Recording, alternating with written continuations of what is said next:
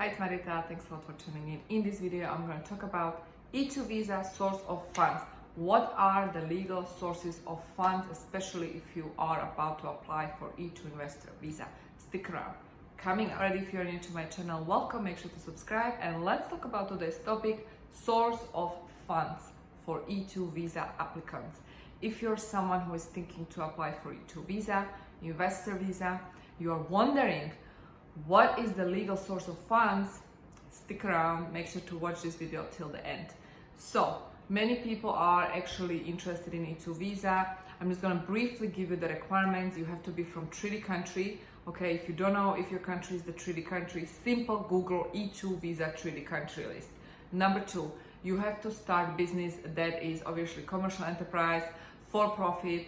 And number 3, the business must not be marginal. That being said, the business must be profitable.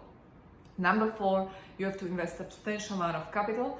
And based on my experience, it can be anywhere from 50,000 to $500,000, depending on the business model, because that is so important to understand. There is no such a thing as the minimum requirement or maximum requirement when it comes to investment capital for E2 visa purposes. It's a different E2 visa, is a different visa than EB5, a green card, right? So now let's talk about the legal source, which is another requirement. What kind of legal source is acceptable for E2 visa applicants? Number 1, savings. So if you are someone who has savings, maybe you work in your home country, maybe you operate a business in your home country, you save money, you can use it for E2 visa funds. Number 2, if you maybe are from family where your parents or uncles, aunts, like family members are rich and they're going to give you donation or a gift, you can absolutely use this gift as source of funds.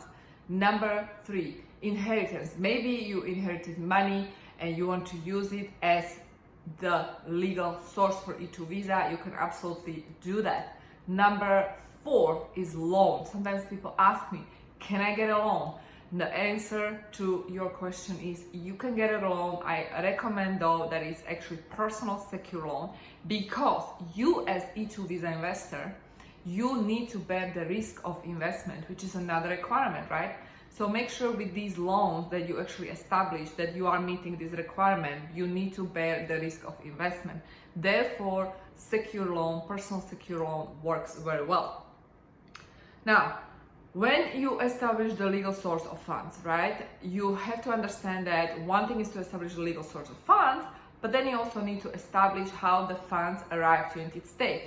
So not only we are actually establishing the legal source of funds, where the funds are from, right, but we are also establishing how they arrive to United States, and then how these funds are being invested, because you have to understand that in order for you to get E2 visa, you need to show that you have invested substantial amount of capital, or you are still investing, you are in the process of investing this substantial amount of capital, and therefore your funds must be committed. This is another thing people don't realize. They wire the funds to the US account and they think they're ready to invest. They're ready to apply for E2 visa.